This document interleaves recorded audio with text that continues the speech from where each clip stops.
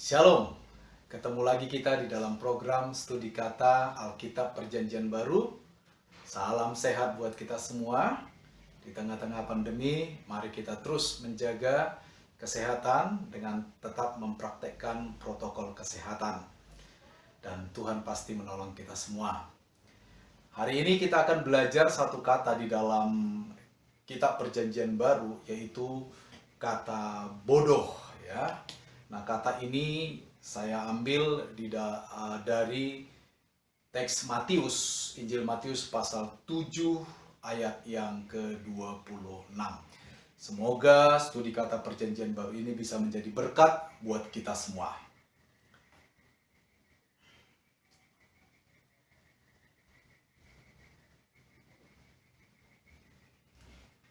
Ya, pertama-tama mari kita mengenal kata bodoh, ya, yang kita kutip dari Injil Matius 7:26 ini. Kata bodoh ini diterjemahkan dari satu kata dalam bahasa Yunani, yaitu moros.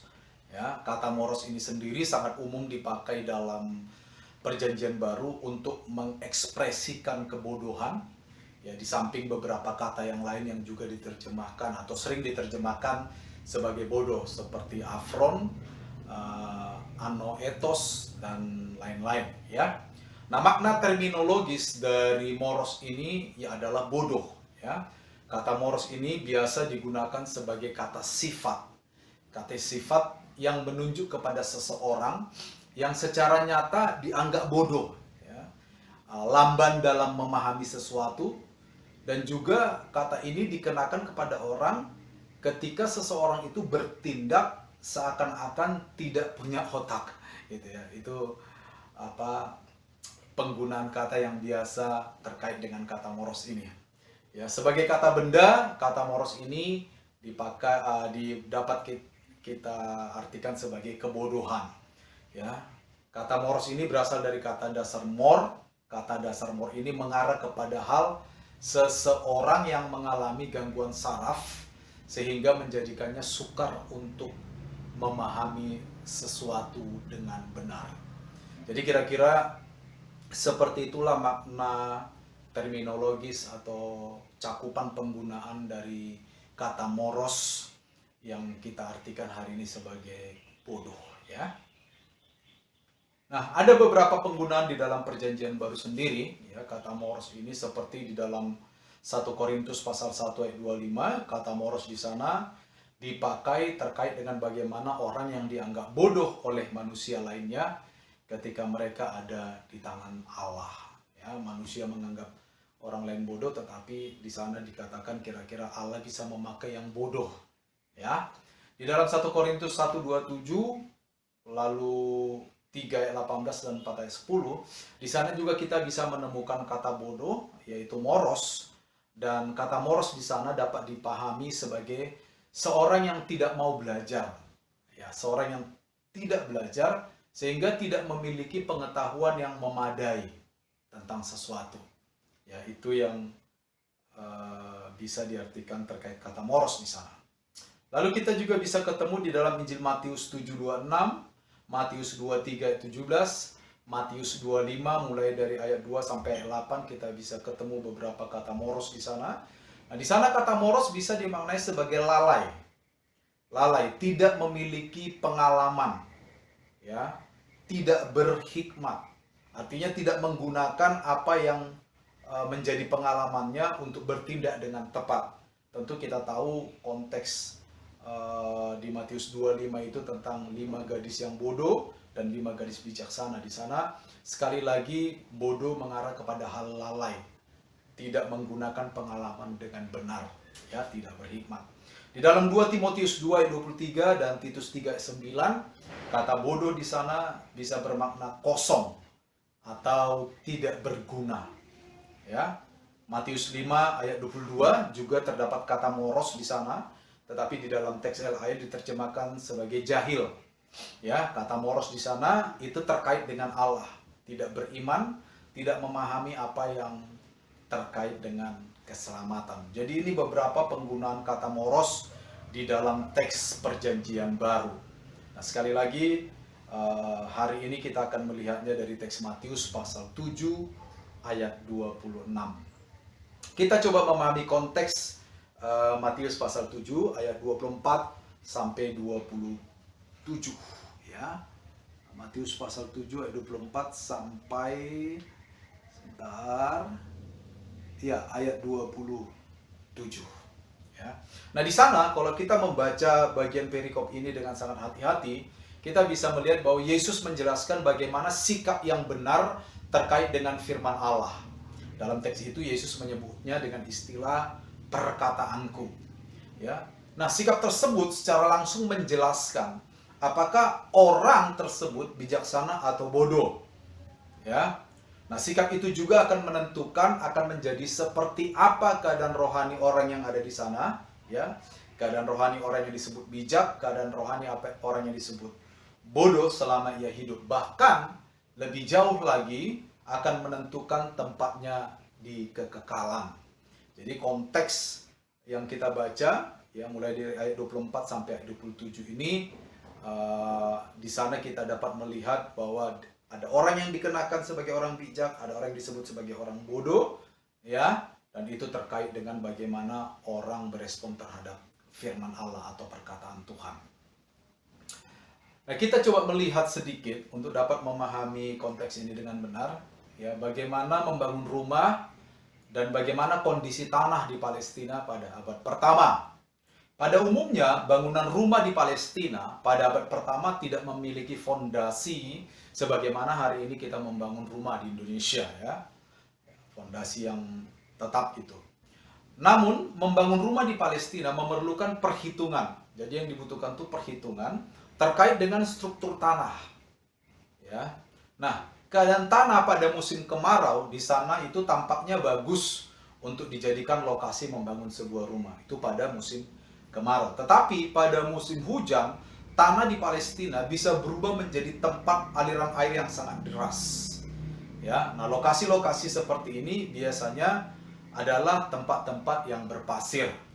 Ya, jadi sekali lagi ketika orang mau membangun rumah di Palestina, mereka lebih kepada yang dibutuhkan itu adalah memperhitungkan kondisi tanah, memperhitungkan struktur tanah itu. Kalau tanah itu biasanya berada dekat lokasi-lokasi pasir, ya, maka mereka akan membangun. Biasanya kalau nanti kita akan bahas juga terkait dengan Injil Lukas, mereka akan membangun, menggali, ya, seperti itu. Nah, kita lihat. Orang yang punya perhitungan yang baik akan menggali cukup dalam sampai pada lapisan tanah yang kuat dan atau berbatu.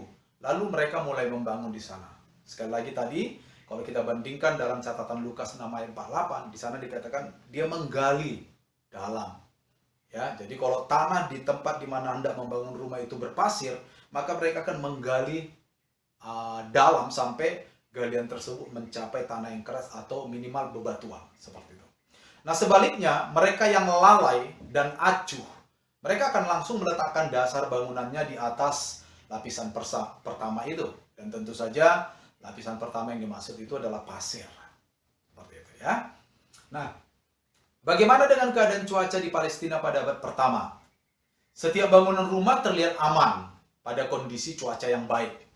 Namun, Palestina terkenal dengan curah hujan yang sangat lebat, yang menurut banyak catatan dapat dengan segera mengubah sungai kering itu menjadi lokasi banjir yang dahsyat.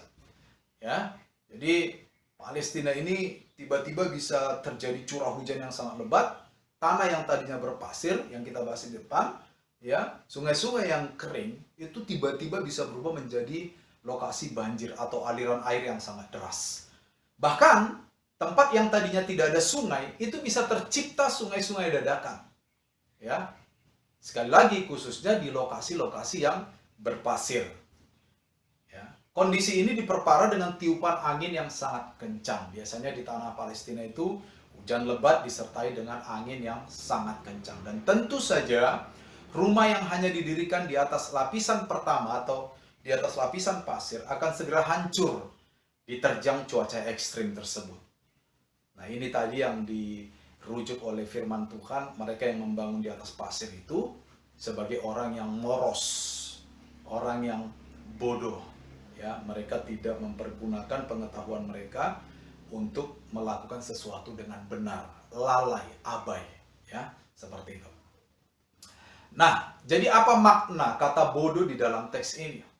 Di sini kita dapat simpulkan bahwa bodoh merupakan sebuah tindakan yang lalai, sehingga tidak menggunakan pengetahuan yang ada, tidak menggunakan pengalaman yang ada sebagai landasan untuk bertindak secara benar. Ya, masyarakat di Palestina pada waktu itu tentu saja memiliki semua pengetahuan terkait hal membangun rumah dalam hubungannya dengan struktur tanah yang ada di sana. Dan mereka juga tahu bahwa daerah-daerah yang berpasir, kalau tiba-tiba terjadi hujan lebat, maka daerah-daerah itu bisa berubah menjadi lokasi banjir yang besar sewaktu-waktu. Mereka memahami itu. Nah, orang-orang yang disebut bodoh, walaupun mereka memahami itu, walaupun mereka mengetahui semua fakta itu, tetapi pengetahuan tersebut tidak mereka pakai untuk bertindak dengan benar. Lalu secara lalai, mereka membangun rumah hanya di atas pasir yang merupakan lapisan pertama dari struktur tanah di sana. Ya, itu penggambaran yang diberikan oleh Yesus. Nah, terkait dengan hal bertuhan, maka orang bodoh adalah mereka yang hanya mendengar perkataan atau firman Allah. Nah, ketika mereka mendengar, tentu saja mereka memiliki pengetahuan akan firman tersebut, namun secara sadar tidak mau melakukan semua apa yang mereka ketahui, tidak mau menerapkan semua apa yang mereka ketahui tentang Allah dan firman-Nya tersebut di dalam hidup mereka. Nah, itu yang sedang dikritik oleh Tuhan Yesus di sini. Ya, jadi orang yang hanya mendengar firman, tahu firman, tetapi secara sadar tidak mau mempraktekkan, ya, tidak mau melakukan apa yang mereka tahu sebagai kebenaran, maka mereka disebut sebagai orang-orang yang moros, orang-orang yang bodoh. Nah, kira-kira seperti itu makna kata bodoh di sini. Sekali lagi, bodoh adalah terkait dengan hal bertuhan, mereka yang mendengar firman, mereka yang tahu tentang firman, tetapi dengan sengaja tidak mempraktekkan firman tersebut di dalam kehidupan mereka. Itu yang disebut oleh Yesus sebagai orang yang bodoh. Dan analoginya adalah mereka yang membangun rumah di atas pasir. Nah, jadi apa yang bisa kita pelajari dari kata bodoh dan konteks yang ada, yaitu Matius 7 ayat 24-27 ini? Dalam keseluruhan Alkitab, baik PL maupun PB, tindakan mendengar biasanya selalu diikuti dengan tindakan melakukan atau taat terhadap apa yang didengarkan. Sehingga mendengar firman Allah atau perkataan Yesus baru dapat dikatakan lengkap ketika diikuti oleh tindakan melakukan firman tersebut. Itu baru lengkap ketika kita mendengar, lalu dibarengi, diikuti oleh tindakan melakukan firman Allah tersebut. Sehingga mendengarkan firman Allah, kemudian melakukannya atau mempraktekkannya dalam kehidupan sehari-hari merupakan dasar. Ya, merupakan dasar, atau boleh kita pinjam kata fondasi yang kokoh yang menopang kehidupan kita sebagai orang percaya. Jadi mendengar firman, lalu firman yang kita tahu itu kita praktekkan, maka itu akan menjadi topangan, fondasi yang menopang kehidupan kita. Kenapa? Karena alat uji akan datang. Dalam teks ini, perumpamaan ini, hujan lebat, banjir, angin, ya, datang, melanda rumah itu. Orang yang membangun di atas pasir, rumahnya rubuh. Nah, semua ini dapat kita maknai sebagai pelbagai persoalan kehidupan yang memiliki potensi yang kuat untuk menghancurkan iman percaya kita kepada Tuhan Yesus. Jadi ketika kita menjadi orang yang hanya mendengar tetapi tidak mempraktekkan firman Tuhan, alat uji ini datang, bisa dipastikan iman kita rontok. Nah, itu juga yang sedang diamati oleh atau dikritisi oleh Yesus di sini. Bahkan dalam kaitannya dengan kekekalan, alat uji ini bisa saja berupa godaan untuk menyangkal Yesus sebagai satu-satunya Tuhan yang benar dan satu-satunya juru selamat manusia. Ya, seperti itu. Tuhan Yesus ingin kita bijaksana dengan terus-menerus belajar firman Allah. Tetapi tidak sampai di sana. Ketika kita belajar firman Allah, kemudian kita terus-menerus bertindak berdasarkan firman itu. Terus-menerus bertindak berdasarkan pengetahuan kita akan firman itu. Lalu, pada akhirnya terus-menerus menghasilkan gaya hidup yang sesuai dengan firman Allah di sepanjang hidup kita tentunya. Seorang yang bernama A.T. Robertson, ya, dia memberikan nasihat bahwa mendengarkan khotbah merupakan satu hal yang berbahaya katanya. Tetapi tidak berhenti di sana. Jika kebenaran dari firman Tuhan yang kita dengarkan dalam khotbah tersebut tidak dipraktekkan.